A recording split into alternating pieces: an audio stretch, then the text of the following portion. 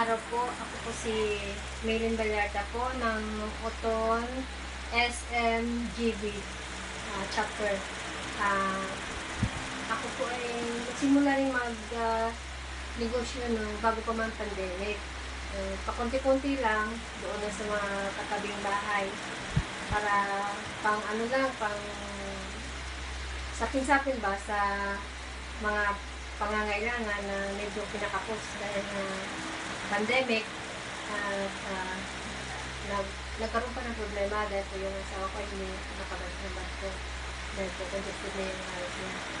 So, ginawa ko po, naglako po ako doon sa mga katabing bahay mula sa Poso, Cotacachinta. Saka, yung mga natutunan ko din po doon sa simbahan, sa RS activity po, yung paggawa ng mga embutido, saka doon ko rin po natutunan yung pagluto ng banana cake. At yun po ang naging mas mabenta sa kunti ko pong negosyo. Noon po, kami muna yung tumikim doon sa luto ko. Tapos tinry ko na ibenta doon sa labas, sa katabing bahay. Hanggang doon na rin po sa iba ko mga kaibigan. Sabi nila, ba't daw hindi ko subukan na ituloy yung negosyo na yun kahit pa konti-konti dahil masarap naman daw. Tapos talagang tinry ko na hanggang sa pinost ko na sa Facebook. Tapos yung may mga kaibigan din po ako na message ko na po yung messenger kung mag-order ba sila. Minsan kahit hindi pa sila o-order dahil sabi ko, try nyo naman kasi masarap naman to, hindi naman sayang yung pera. Doon siguro na i-entice din sila kaya nag-order na rin hanggang nung 2019 po, December. Nakapag-order po ako hanggang 20 tabs po.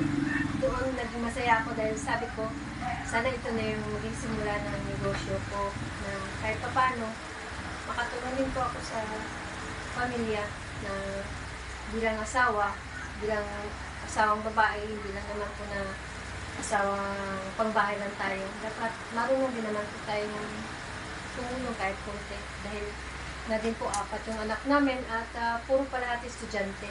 So, sa ngayon po na medyo na na rin po, namihina na rin po yung negosyo dahil po medyo marami na po yung nagbibinta rin. Pero minsan po, nagpa-order pa rin po ako. Pinupost ko pa rin po sa Facebook yung mga ginagawa ko po gaya ng pichi-pichi, saka putachinta, putuchis, kahit ano po, pwede rin ako magluto. So, nilalagay ko, kahit yung embutido, nagpapa-pre-order din po ako.